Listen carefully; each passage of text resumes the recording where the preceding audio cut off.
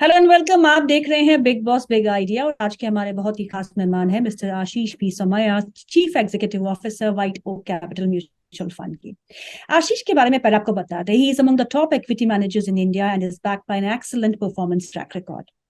White Rock Capital asset management join करने से पहले आशीष जो है वो Motilal Oswal asset management company के मैनेजिंग डायरेक्टर और सीईओ भी रह चुके हैं, जहां पे एसेट अंडर मैनेजमेंट में मेनी फोल्ड्स इजाफा हुआ जब उन्होंने ज्वाइन किया उसके बाद।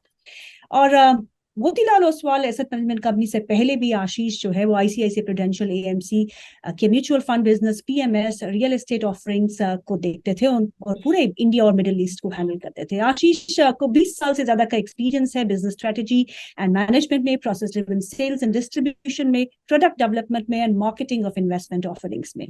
और अब व्हाइट ओक कैपिटल की आप बात करें तो ये एक ऐसा ग्रुप है जो ऑफर करता है investment services to individuals and institutional investors in India. और अगर इनके एसेट अंडर मैनेजमेंट की बात करें तो वो करीब करीब 50,000 करोड़ के आसपास का है। 47, to be very precise, 47,640 crore in India dedicated equity assets as of October 31st, 2022. Very warm welcome to you, Ashish, and thank you for your time. Thank you. Thank you for having me. Thank you very much. आशीष, अगर हम बात करें, you have been engaged with India's private sector asset management industry for long. I mean, 1998 से आप इस industry से जुड़े हुए हैं. How has this industry actually evolved? कैसे evolution हुआ इंडस्ट्री का आपकी आंखों के सामने हुआ, and what holds in future for asset management companies?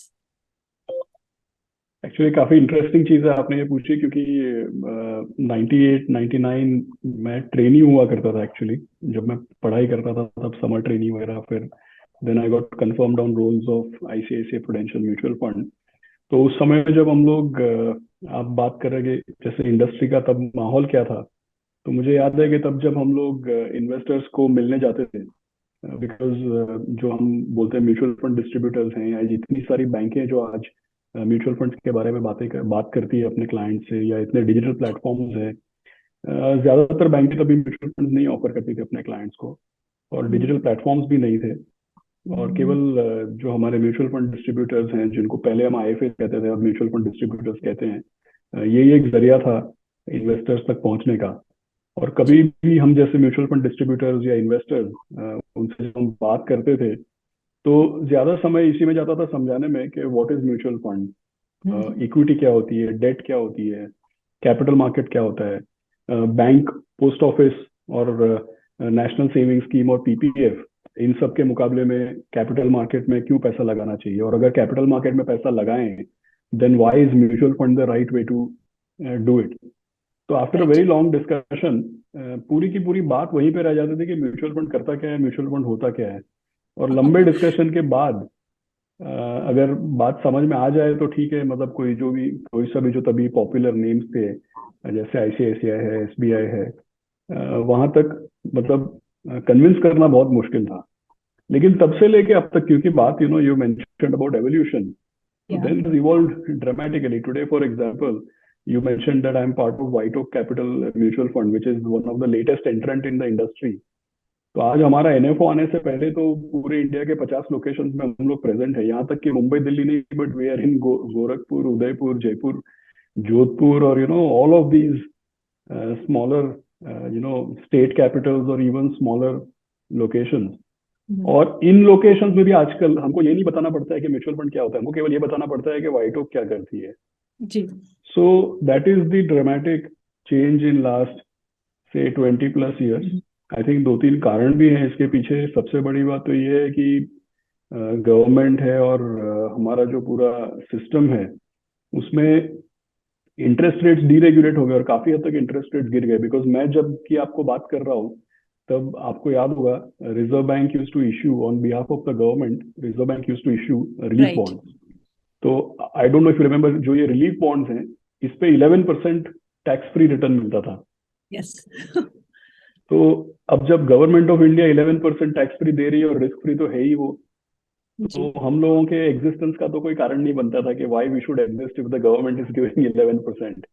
तो एक तो इंटरेस्ट रेट्स डीरेगुलेट हो गए, और मैं हमेशा कहता हूँ कि हैबिट्स चेंज विद जनरेशन।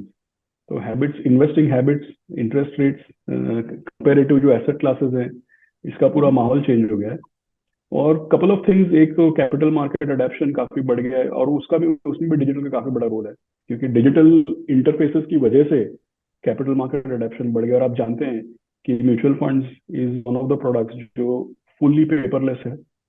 इसमें आपको कोई पेपर वर्क करने की जरूरत नहीं है। अगर आप एक फंड के बारे में पढ़ते हैं तो अगले 30 सेकंड में आप उस फंड के कस्टमर बन सकते हैं, केवल 2-4 क्लिक्स करके और पेमेंट करके। जी।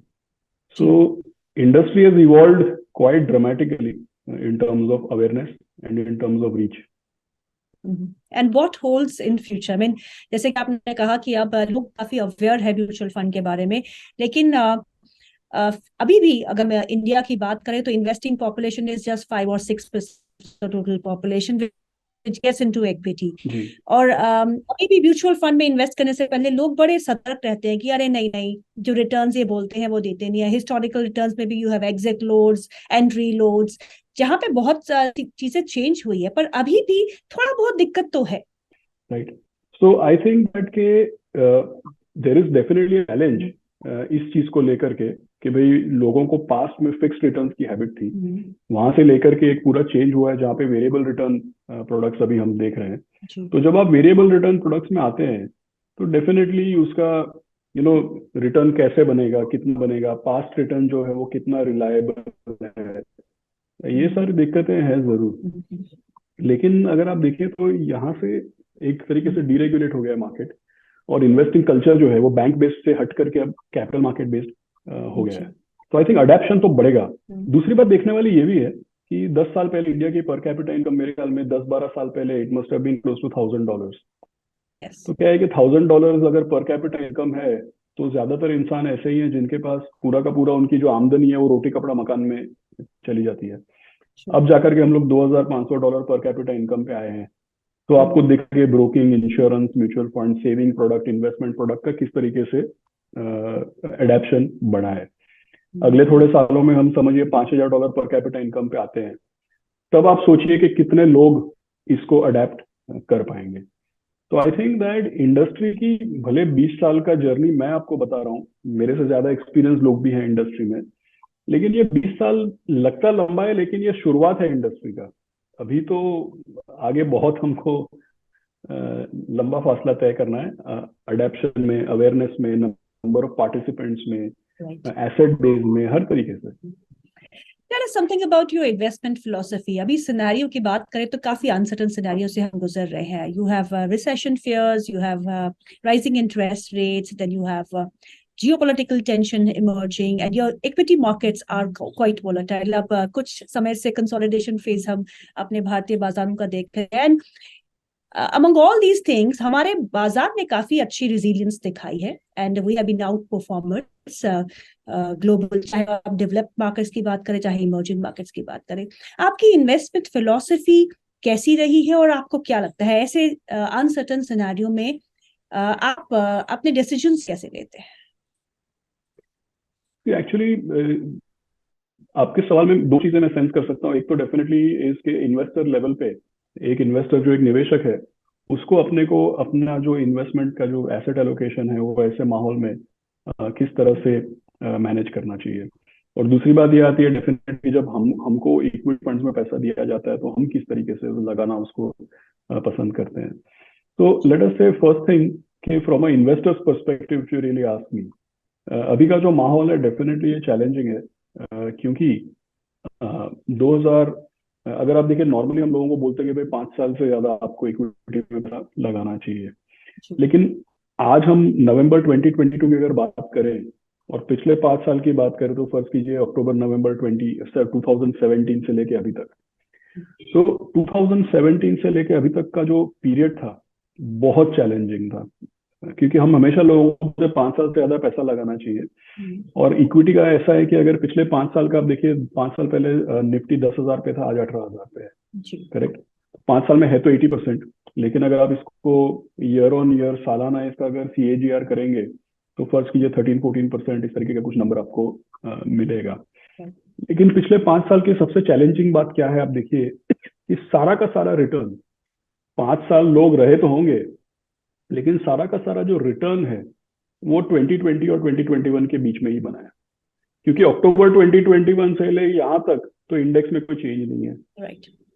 और नवंबर 2017 से लेके 10,000 9,000 के लेवल से अगर आप स्टार्ट करें तो कोविड के बॉटम में आप 8,000 पे थे। बिल्कुल। तो 5 साल लोग रुके तो होंगे, लेकिन पूरा का पूरा रिटर्न उन्हीं को मिला जिन्होंने 5 साल पेशेंस रखी है। और जो सबसे चैलेंजिंग पीरियड था उससे गुजर के फिर अप्रैल 2020 टिल अक्टूबर 2021, इस 15 से 18 महीने में ही पूरे 5 साल का रिटर्न एक साथ आया है। ट्रू। तो अब पिछले एक साल में तो ऊंच नीच हो रही है, लेकिन पैसा किसी का नहीं बन रहा है। For 1 year it is flat. तो मैंने देखा है कि जब भी पिछले एक साल का रिटर्न फ्लैट हो जाता है, जीरो हो जाता है या मामूली सा नेगेटिव हो जाता है, वहां से लोग अपनी पेशेंस छोड़ना शुरू कर देते हैं। और मुझे महसूस भी हो रहा है कि अब थोड़ा लोगों को दिक्कत हो रही है। So I think that, there is no problem if people don't want to invest, or if people are feeling worried. And if the recent last 1 year return has not given any, I mean, last 1 year has not given any return. Right. So if you feel lack of confidence, right, it is absolutely fine. It is absolutely normal. So I would just say that, people should keep patience, maybe not invest more if you're not confident or not comfortable. Basically accumulate your money in liquid funds or short-term funds. Right. And start investing in smaller phases. Like every time when the market goes down, अब देखिए जून जुलाई में 15,000 Nifty था, जी। तो जब भी एक correction आती है, या तो आप एक सिस्टमैटिक ट्रांसफर पैसा लिक्विड में या शॉर्ट टर्म फंड में रखिए, सिस्टमैटिक ट्रांसफर रजिस्टर करिए, या जब कभी निफ्टी में 5-7% की गिरावट आती है तो थोड़ा पैसा आप इन्वेस्ट करिए। तो इक्विटी का जो ये नॉर्मल चलन है, लेकिन returns are always what I say non linear, and जाहिर सी बात है that the returns are lumpy. जैसे मैंने आपको बताया पिछले 5 साल का रिटर्न आया 15 से 18 महीनों में केवल, right. So this is something which people have to keep in mind. As far as we are concern, हम लोग हमेशा हमारा प्रिफर्ड, जैसे अगर मुझे कोई बोले कि कौन से फंड में पैसा लगाना चाहिए, कैसे लगाना चाहिए, मैं हमेशा बोलता हूँ कि ज्यादा कंफ्यूजन नहीं क्रिएट करते हुए, जैसे हम लोग फ्लेक्सी कैप फंड मैनेज करते हैं, तो हम लोग always 40-50% small and mid cap, 50-60% large cap. So our preferred mode of investing is that your portfolio should be balanced. इसका क्या मतलब है? That your money should be spread between large cap, mid cap and small cap. You should not be fully into small cap. And in a country like India, there is a lot of potential to make alpha in small and mid cap. So you should have money in small and mid cap, but only to the extent that you can tolerate the volatility. ये 5 साल में जब मैंने आपको Nifty की बात की है, तब अगर मैं आपको स्मॉल कैप इंडेक्स के आंकड़े बताऊं तो 9,000 का पीक था, it came down to 3,000, went to 12,000, again it is close to 10,000। तो जाहिर सी बात है कि निफ्टी के मुकाबले में स्मॉल कैप की वॉलेटिलिटी ज्यादा है, लेकिन ultimately small and mid cap is where the alpha is made. तो हम हमेशा ये चाहते हैं कि हमारे पोर्टफोलियो में लगभग 40% स्मॉल एंड मिड कैप रहे, 50-60% लार्ज कैप, पहली बात। दूसरी बात, हम लोग अपने पोर्टफोलियो में हम लोग ab initio, we don't come out and say that we are growth investor, value investor, quality investor, cyclical investor, etcetera. Basically we want a mix of large, mid and small cap. We want companies with high governance, and we want a portfolio which is blended. Blended का मतलब है कि it's a blend of growth and value, defensive and cyclicals, domestic and exports. क्योंकि क्या है कि बाजार में ग्रोथ चलेगा या वैल्यू चलेगा, ब्याज दर ऊपर जाएंगे या नीचे जाएंगे, इंटरेस्ट रेट ऊपर, करेंसी ऊपर जाएगी या नीचे जाएगी, डोमेस्टिक कंपनियां चलेगी या एक्सपोर्ट कंपनी चलेगी, ये सब कॉइन टॉस की तरह है। जैसे क्रिकेट मैच होता है, इसमें आप क्रिकेटर का टैलेंट, उसका गेम देख करके उसका टैलेंट डिसाइड कर सकते हो, लेकिन टॉस कौन जीता उसको डिसाइड करके, उसको देख करके नहीं डिसाइड कर सकते हो कि who is a good cricketer. So basically even we think that in the markets it is impossible to take all these macro calls. So we run the portfolio in a balanced fashion, balanced and diversified, and we always prefer to run a mix of large, mid and small cap. And of course, one thing which is important for us is high governance company, and second thing which is very important for us is that companies should generate free cash flow but over and about their cost of capital. मतलब देखिए, आमतौर पे लोग profit देखते हैं, profit में लोग PAT या ईपीएस देखते हैं। अब ये जो ईपीएस या पैट है, ये एक अकाउंटिंग नंबर है, इसमें amortisation, depreciation, ESOP cost, inventory, receivable, बहुत कुछ आ सकता है, but actually what matters is cash flow, and the purest form of cash flow is cash flow in excess of cost of capital. क्योंकि आप अगर पैसा एक बिजनेस में लगाते हैं तो जो ब्याज दर चल रहा है और जो रिस्क प्रीमियम है 10-12% तो आपके हक का है, जो कंपनी 10-12% कॉस्ट ऑफ कैपिटल पे करने के बाद फ्री कैश फ्लो बना सकती है, उन्हीं कंपनियों में इन्वेस्ट करना हम पसंद करते हैं। हम्म। आशीष, जैसे कि आपने समझाया कि आप कैश फ्लो जहाँ पे जनरेशन अच्छा हो कंपनी का उन्हीं कंपनी में इन्वेस्ट करते हैं, तो इस समय आपका आईटी सेक्टर पे क्या व्यू है? Because these are the companies which are flushed with, you know, we have good cash flow and they have good reserves of cash too. So आपको लगता है कि ये सही समय है कि accumulate करने चाहिए quality IT stocks, and you should invest in companies which have this kind of good governance plus cash flow, right? सी दो चीजों पे मैं आपको इसका आंसर करूंगा। एक होता है पोर्टफोलियो कंस्ट्रक्शन और रिस्क मैनेजमेंट के लेवल पे, और एक जहाँ पे आपकी बात है कि स्पेसिफिकली आईटी को लेकर के। तो फर्स्ट थिंग व्हाट आई से इज, देखिए आजकल लोगों का ऐसा मानना है कि आईटी वगैरह जो है ये खराब सेक्टर है, और जी। डोमेस्टिक सिक्लिकल्स जो हैं, कंज्यूमर डिस्क्रेशनरी जो है, जहाँ पे केपेक्स होने वाला है, इन सब चीजों को लोग ज्यादा फेवर कर रहे हैं, डोमेस्टिक को। जी। लेकिन क्या है कि डॉलर कब गिरना स्टार्ट करेगा, रुपया रुपया कब अप्रिशिएट होगा, या डॉलर कब तक अप्रिशिएट करेगा, रुपया कब तक डेप्रिशिएट करेगा, यूएस में कितनी भारी मंदी आएगी या नहीं आएगी। अच्छा, Sure. ऊपर से मंदी में भी, पास्ट मंदी का ये एक्सपीरियंस रहा है कि 1-2 क्वार्टर के लिए नए ऑर्डर आना स्लो हो जाते हैं, लेकिन आईटी कंपनियों का काम नहीं रुकता है, क्योंकि या तो कॉन्ट्रेक्चुअल होते हैं, क्लाउड माइग्रेशन होता है, डिजिटाइजेशन होता है, नए प्रोडक्ट्स के इनिशिएटिव्स होते हैं, इनोवेशन होता है, बहुत सारी चीजें होती हैं। तो जनरली क्या है कि कोई भी मैक्रो इकोनॉमिक चीज जो है, इसको फोरकास्ट करना पॉसिबल नहीं है। अभी के माहौल में अगर आप बोलेंगे कि डोमेस्टिक अच्छा कर रहे हैं और आप केवल डोमेस्टिक कंपनियां लेंगे, और सडनली वहां पे माहौल चेंज हो गया और एक्सपोर्ट ओरिएंटेड कंपनियां चलने लगी, तो you will be caught on the wrong foot. तो माहौल चाहे कैसा भी हो, बाजार में चाहे कोई भी चीज प्रेफर्ड हो, नॉन प्रेफर्ड हो, out of favour, in favour, कुछ भी हो, what we will always ensure that our portfolio has a balance of domestic and export. Our portfolio has a balance of defensive and cyclical, right?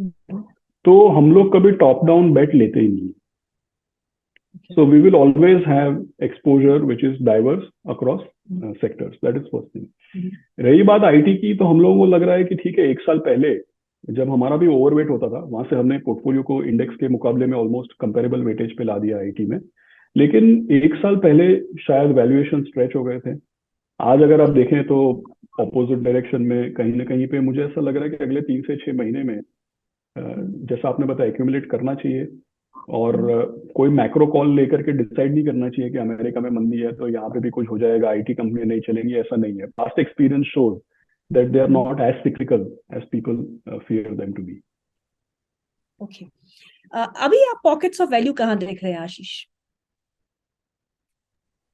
ये actually काफी पिछले, अगर आप देखें 6-9 months या 12 मंथ से, और खास करके मार्च अप्रैल के बाद से, जैसे मैंने बताया कि आईटी में ओवरवेट था, उसको कम किया गया था 2021 के एंड में।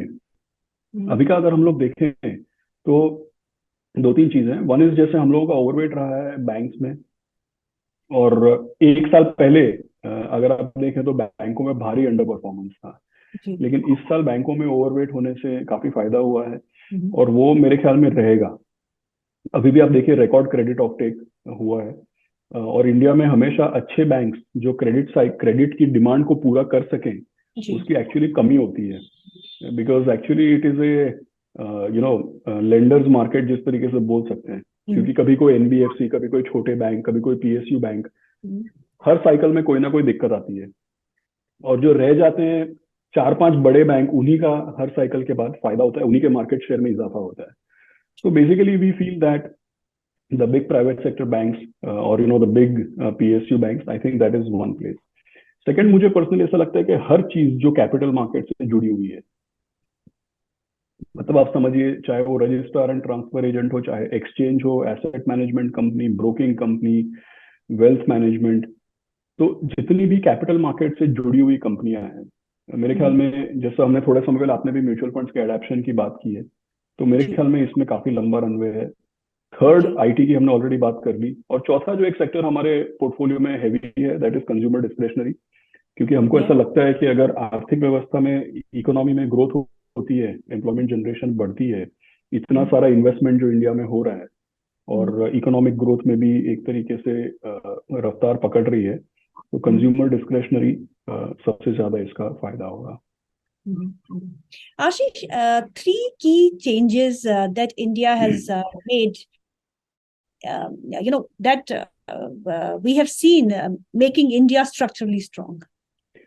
सी आई थिंक क्योंकि हम लोग काफी डिस्कशन हमारी इंडस्ट्री को लेकर के हुआ है या मार्केट को लेकर के हुआ है, तो मुझे ऐसा लग रहा है कि जिस तरीके से पिछले 20-25 सालों में, देखिए अगर आप 20-25 साल बट एटलीस्ट स्पेसिफिकली अगर आप India as a investment destination की बात करें, तो पिछले 20-25 सालों में जो भी हमारे गवर्नमेंट ने, सेबी ने, हमारे जुडिशियल सिस्टम ने, लीगल फ्रेमवर्क में जो भी चीजें हुई है, वो सारे के सारे चीजों का परिणाम हमको ये एक साल में देखने को, अगर आप देखें तो ग्लोबली जो निवेशक हैं ये हमेशा ग्लोबल इमर्जिंग मार्केट इस तरीके से एक बुके या एक बास्केट में इन्वेस्ट करते हैं। अब ये ग्लोबल इमर्जिंग मार्केट्स में Eastern Europe, Latin America, China, Russia, BRICS जो भी हम बोलते हैं, सब कुछ का समावेश हो जाता है। लेकिन आप देखिए ग्लोबल जो इन्वेस्टर्स हैं, इनको पिछले एक साल में ऐसा सबक सीखने को मिला कि इसको, जैसे I would say that the biggest lesson is that to be a free market you need to be a democracy, right. आप देखिए कि इतने वर्ल्ड के इन्वेस्टर्स का पैसा लगा था चाइना, रशिया, ये सब जगहों में। आप देखिए रशिया ने वॉर डिक्लेयर किया, उनकी मार्केट बंद हो गई। अब आप देखिए चाइना में एक पर्टिकुलर पॉलिटिकल, इसको आप गवर्नमेंट पॉलिसी कह लीजिए या पॉलिटिकल इंटरफियरेंस भी कह लीजिए, कि इन्होंने डिसाइड कर लिया कि edtech companies, gaming companies America में लिस्टिंग नहीं करना है। एक बड़ी कंपनी एंड फाइनेंशियल का समझो आईपीओ कैंसिल हो गया। अब एक जीरो कोविड की पॉलिसी चल रही है। पहले वहां पे एक अलग तरीके का माहौल था, अब कॉमन प्रोस्पेरिटी की बात हो रही है। तो क्या है कि जो पॉलिटिकल विचारधारा जब चेंज होती है ना, उसका मार्केट पे किस कदर असर पड़ सकता है, ये आपको China, Russia, Turkey, Brazil, China की वजह से ताइवान, हर जगह पे आपको इसका असर पड़ता हुआ दिख रहा है। तो structurally India has turned out to be a more bankable proposition. अगर आप पिछले 30 साल की हिस्ट्री देखें तो चाइना की आर्थिक व्यवस्था में बहुत इजाफा हुआ है, लेकिन स्टॉक मार्केट में इंडिया में ज्यादा रिटर्न बना, क्योंकि आर्थिक व्यवस्था में ग्रोथ होने से शेयर मार्केट में फायदा होगा, ऐसा इन्वेस्टर का फायदा होगा ऐसा जरूरी नहीं है। उसके बीच में एक कनेक्शन है, वो कनेक्शन पूरा करने के लिए political system, economic framework, regulation, judiciary, legal system, bureaucracy, ये सारी चीजें बहुत इंपॉर्टेंट होती है। तो ये सबसे बड़ी उपलब्धि रही। सेकेंड थिंग अगर आप देखें तो हम लोगों ने डिजिटाइजेशन को बहुत ज्यादा इंपॉर्टेंस दिया है, और ये मेरे ख्याल में 1985 से चलता आ रहा है, लेकिन पिछले 10-15 सालों में काफी रफ्तार पकड़ी है इसने। So I think digitisation has been a big achievement. And the third is structural. See, today the biggest problem in the whole world is that the countries which contribute maximum to the world's economy and the richest countries, they all are growing old. Correct. The second biggest country in the world is China. They have one-child policy since more than 42 years now. So their population and working age population is going to significantly decline. And the world needs the engine of growth. So, and it is well known now that India will contribute more than 20% of the world's growth year on year for many years to come. So I think we are finding ourselves in a good position. Now it is ours to lose. So we should maintain discipline. Right. Ashish, बहुत बहुत शुक्रिया आज programme में शामिल होने के लिए. Thank you so much for being with us. Pleasure speaking with you. Thank you for having me. Thank you.